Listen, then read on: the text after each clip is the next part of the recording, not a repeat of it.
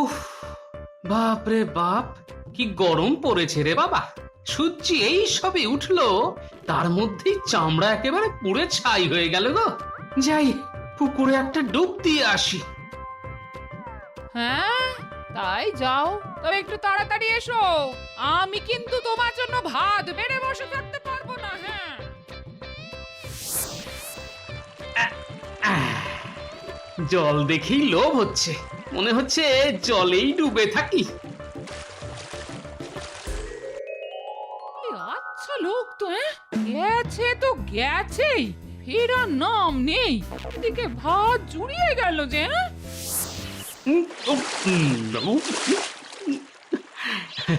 মনে হচ্ছে ডুবেই থাকি, আর উঠবো না।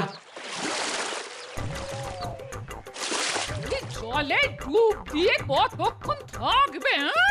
দেখাচ্ছি মজা। হ্যাঁ, আচ্ছা আচ্ছা, আমাকে দেখেই জলে আবার ডুব না?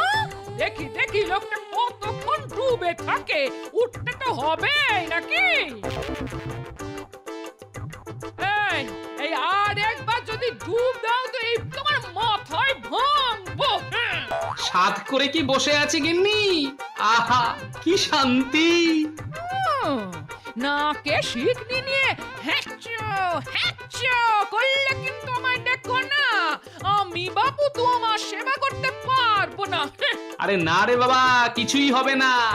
আহা, শরীরটা একেবারে জুড়িয়ে গেল গো। আহ, কি শান্তি।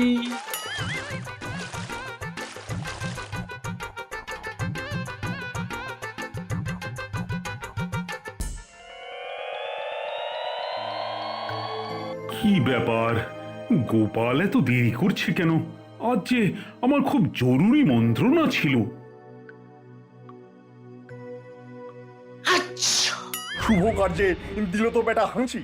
মহারাজ, আজ আর কোনো মন্ত্রণা হবে না, হলেও তা শুভ হবে না। মহারাজ, এগুলো সব কুসংস্কার, মানার কোনো মানে নেই। হ্যাঁ,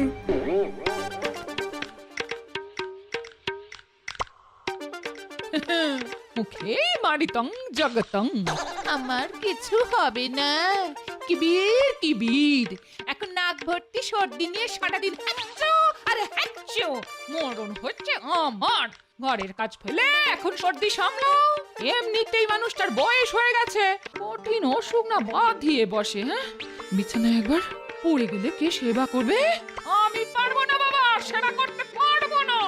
কিন্তু যদি ভালো মন্দ কিছু হয়ে যায়, ইস, কি আজে বাজে কথা ভাবছি। মানুষটা এত বোকা যে জলে ডুবে থাকার কি বিপদ তা জানেই না। কপাল কপাল, সবই আমার কপাল। বোকা লোকের সঙ্গে ঘর করার যে কি মরণ, সে শুধু আমি জানি।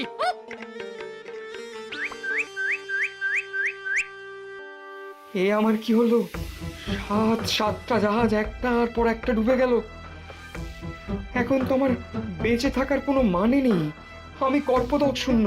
একমাত্র উপায়, যদি কৃষ্ণনগরের রাজা নির্দিষ্ট সময়ের মধ্যে কিছু স্বর্ণ মুদ্রা আমাকে এনে দিতে পারে। কিন্তু পথ যে দুর্গম। চোর ডাকাতের ডেরা পার হয়ে কে আসবে এখানে জানি না। আমি আর ভাবতে পারছি না। আসলে একটা খুব দুরূহ কাজে বর্ধমানে কিছু মোহর পাঠাতে হবে। তবে রাস্তা বড় দুর্গম, চোর ডাকাতের উৎপাত। কেন মহারাজ, ও হঠাৎ করে বর্ধমানের মহারাজের কাছে মোহর পাঠাতে হবে কেন? তার রাজকোষ কি শূন্য হয়ে গেছে নাকি? আরে না না, বর্ধমানের বণিক সুদত্ত খুব বিপদে পড়েছে। তার সপ্তডিঙা সাগরে ডুবে গেছে। সুদত্ত এখন কপর্দক শূন্য।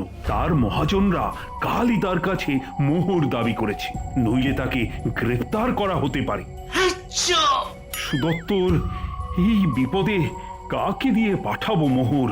কে সেই বীর যেই বিপদ সংকুল পথে যাবে বর্ধমানে? ভালো কাজে লোক পাঠানো হবে, তাতে হাঁচি দিল গোপাল।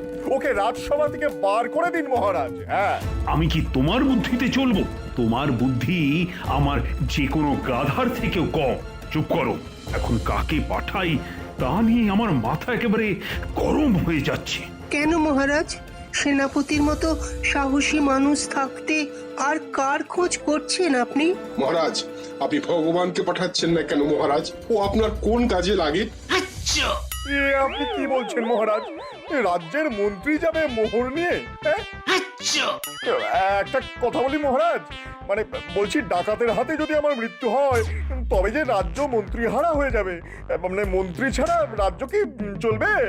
কে আপনাকে বুদ্ধি দিয়ে সাহায্য করবে মহারাজ? আচ্ছা।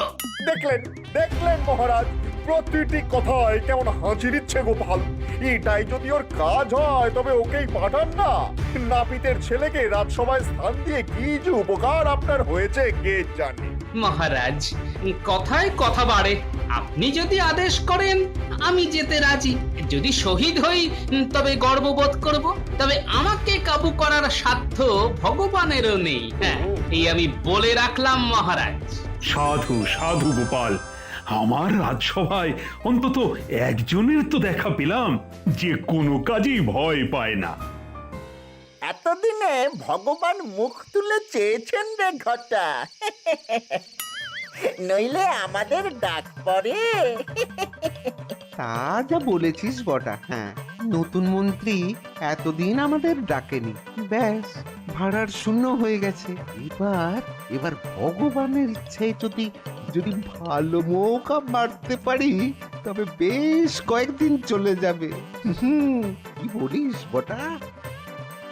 তার বলতে রে ভাই।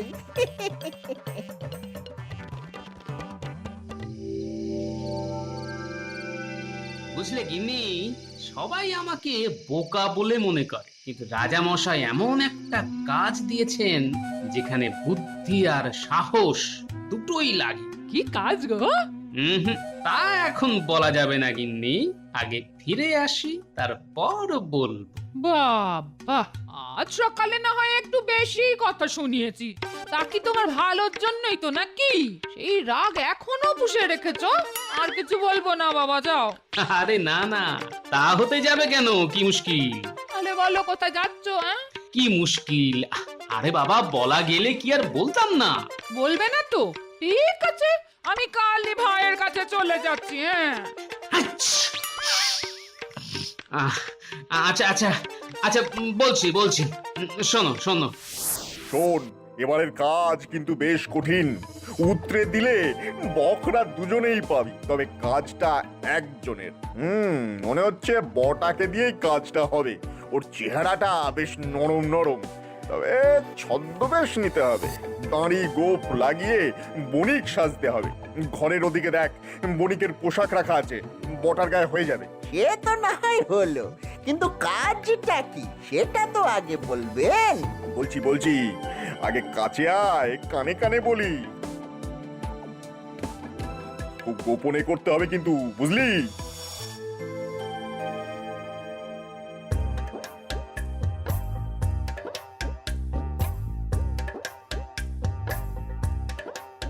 বাহ, চমৎকার রাস্তা তো। কে বলেছে এই রাস্তায় এত চোর ডাকাত আছে? সঙ্গে চিড়ে আর চিনি আছে। রাস্তায় কলা গাছ চোখে পড়ে গেলে কলা পেড়ে নেব। হ্যাঁ, আচ্ছা, আমায় বিপদে ফেলার এই সুযোগ কি ভগবান নেবে না? নিশ্চয়ই নেবে। ঠিক আছে, একটু সাবধানে থাকতে হবে।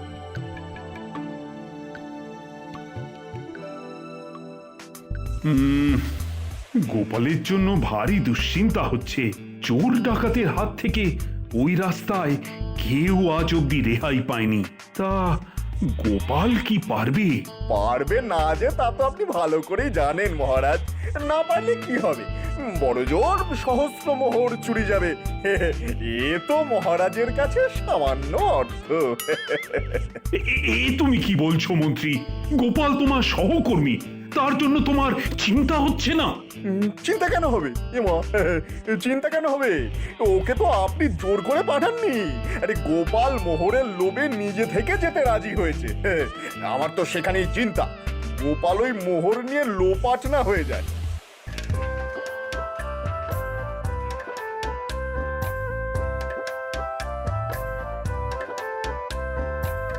আচ্ছা, বেটা ভগবান তাহলে নিজেই ডাকাত লাগিয়েছে।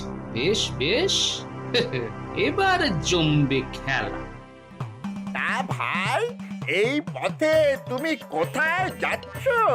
তুমি কি বণিক? হ্যাঁ ভাই, আমিও বণিক। তুমি? আমি প্রখ্যাত বণিক বটকেশ্বর দাঁ। আমার সপ্তডিঙ্গা আছে, সপ্তডিঙ্গা বর্ধমানে ফিরছে। কি নেই তাতে? রেশম, গালিচা, মশলা, মসলিন, আপেল, আঙ্গুর সব পাবে। তবে কি জানো তো, আমার আর ধন দৌলতে মন নেই।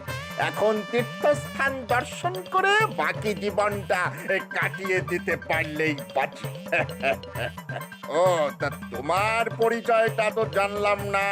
আমি ভাই কাঁচকলার ব্যবসা করি।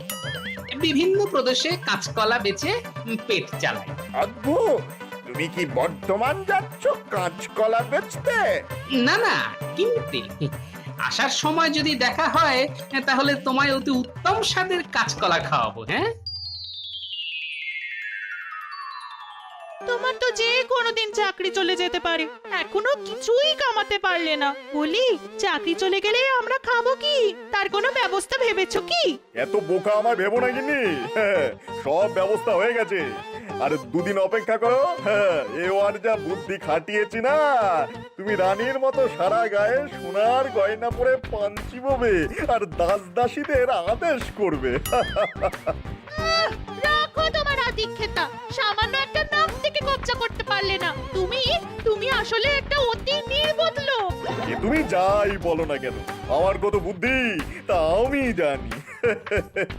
ঠেস দিয়ে কথা না বলে এখন যা বলি তা করে ফেলো। হ্যাঁ, জিনিসপত্র গুছিয়ে ফেলো।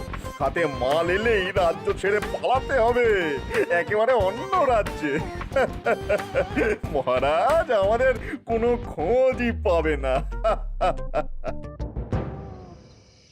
ভাই কাঁচকলা বণিক, তোমার খিদে পায় না? অন্ধকার তো ঘনিয়ে এলো, আমার কিন্তু খুব পেয়েছে। আমি কিন্তু দিনে কিছু খাই না, আজ তো খাবোই না। বড্ড ধকল গেছে, ঘুম পেয়ে গেছে গো। ঘুম পেলে ঘুমিয়ে পড়ো। সত্যি বড্ড ধকল গেছে আজ। দাঁড়াও, আমি তোমার বিছানা করে দিই। দেবে? তা দাও। তোমার কি দয়ার শরীর গো। তবে তুমি তোমার বিছানা না করে আমার বিছানা করলে সেটা আমার পক্ষে খুব অপমানজনক হবে। আগে তোমার বালিশ বিছানা পাতো, তারপর আমারটা পাতো ভাই। হ্যাঁ ঠিক আছে, আমি আমাদের দুজনের শোয়ার জায়গাটা করে দিচ্ছি।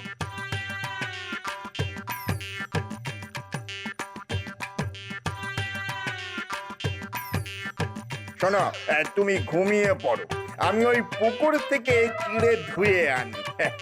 পেট একেবারে চুই চুই করছে।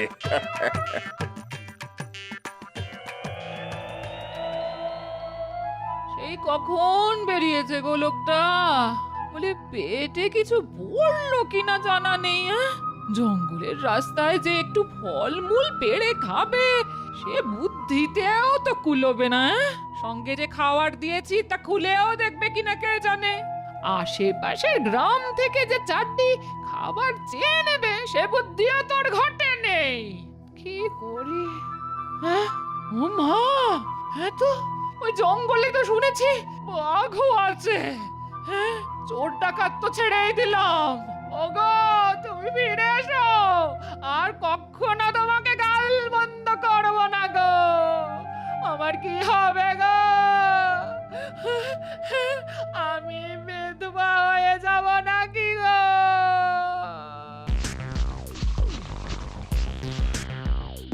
কি আশ্চর্য, নেই কোথাও তো নেই। তাহলে গেল কোথায়? ভোজবাজির মতো উবে গেল নাকি? লোকটাকে জাদুকর, দেখি কোনো গাছের ডালে ঝুলিয়ে রেখেছে কিনা।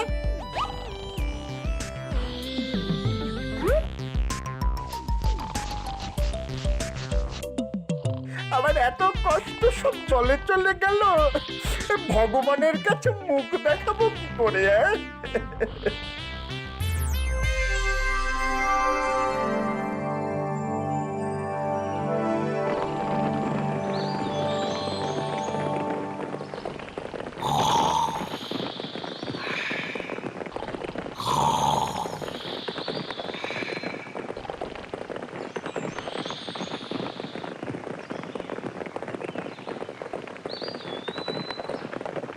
মহাশয়দের দেখে অভিজাত বণিকের দল মনে হচ্ছে।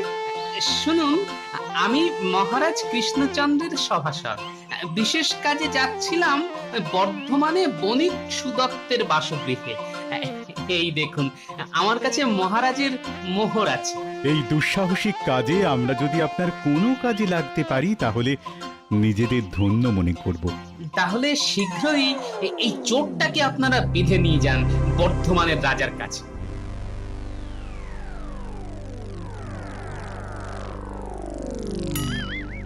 মহাশয়, আপনার ধনুরত্ন কিছু চুরি যায়নি তো? আমার কাছ থেকে চুরি করা ভগবানেরও অসাধ্য।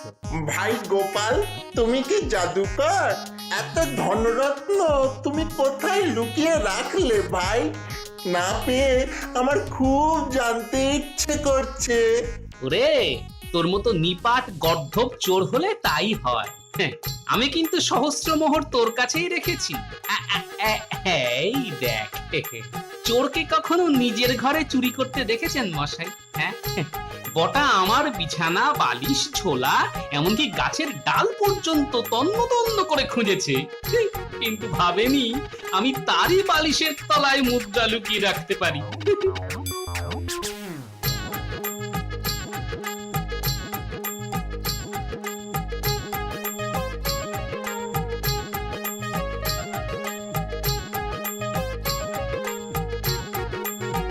আপনার মতো বুদ্ধিমান সভাসদ পাওয়া মহারাজ কৃষ্ণচন্দ্রের সৌভাগ্য। তাকে আমার সশ্রদ্ধ প্রণাম জানাবেন। আপনি সত্যি বুদ্ধির জাদুকরই বটে। এই চোরটাকে আগে ধরে নিয়ে যান, 70 কারাগারে নিক্ষেপ করুন। আপনাদের অশেষ ধন্যবাদ। যাত্রা শুভ হোক। আমি চললাম আমার কাজে।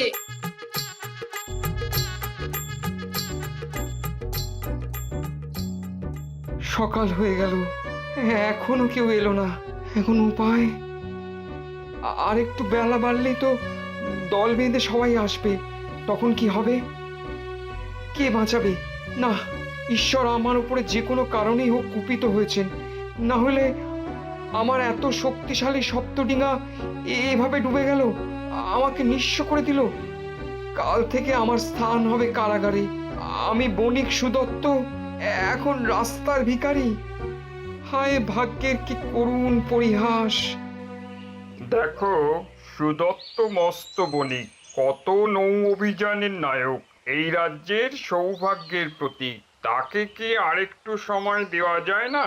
এত তাড়াতাড়ি সে এত স্বর্ণমুদ্রা পাবে কোথা থেকে? না না না, এভাবে সুদত্তকে বাড়তে দেওয়া ঠিক নয়। সে এত কম দামে জিনিসপত্র দেয় কি করে? আমার সুগন্ধি তেলের ব্যবসা তো ওর জন্য তুলে দিতে হলো। না না না, তোমরা ওকে এভাবে সময় দেবার জন্য আমাকে অনুরোধ করো না। তোমরা কি করবে আমি জানি না, তবে আমার দেনা তাকে শোধ করতেই হবে, তার যেভাবেই হোক। একটা কাজ করা যেতেই পারে। এখন ধন সম্পত্তি বলতে ওই বসত বাটি, হ্যাঁ, সেটা সে আমাদের কাছে বন্ধক রাখতেই পারে। যখন ও দেনা মিটিয়ে দেবে তখন ওই সুদে আসলে হিসেব নিকেশ করে যা হোক একটা মীমাংসায় আসা যেতে পারে। তোমার লোক কিছুতেই মিটবে না। এত ধন সম্পদ তুমি রেখে যাবে কার জন্যে? তিনকুলে তো কেউই নেই। টাকা একটা নেশা ভায়া, টাকা একটা নেশা। টাকা ছাড়া আমি আর কিছুই ভাবতে পারি না, বুঝেছো? মাঝে মাঝে বেশি রাতে যখন কেউ থাকে না, তখন ওই মোহরগুলো তার যে কি আনন্দ তা তোমাদের আমি বোঝাতে পারবো না, বুঝেছো?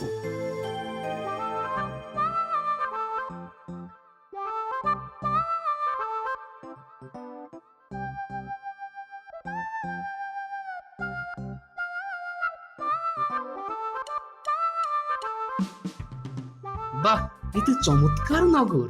কত লোক। এখন সুদত্ত বণিকের বাড়ি চিনব কি করে? ওই যে একজন আসছে, ওকেই জিজ্ঞেস করি। মহাশয় নিশ্চয়ই এই নগরের বাসিন্দা? আগে হ্যাঁ, তা আপনি কি এই নগরে প্রথম এলেন? কাউকে খুঁজছেন নাকি?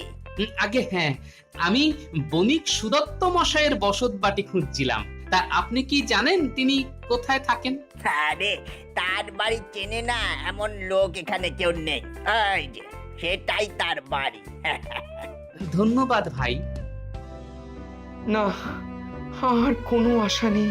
রাজা কৃষ্ণচন্দ্রের কাছ থেকে যার সাহায্য আসার কথা ছিল সে তো এলো না। তাকে হয়তো ডাকাত মেরেই ফেলেছে। প্রভু, ওই কৃষ্ণনগরের রাজার কাছ থেকে একজন আপনার সঙ্গে দেখা করতে এসেছে। এসেছে এসেছে তাকে তাকে ওপরে নিয়ে এসো। ভগবান মুখ তুলে চেয়েছেন। ভগবান নয়, রাজা কৃষ্ণচন্দ্রের দাসানুদাস আমি শ্রী গোপাল ভাঁড়। এই নিন আপনার সহস্র মোহর।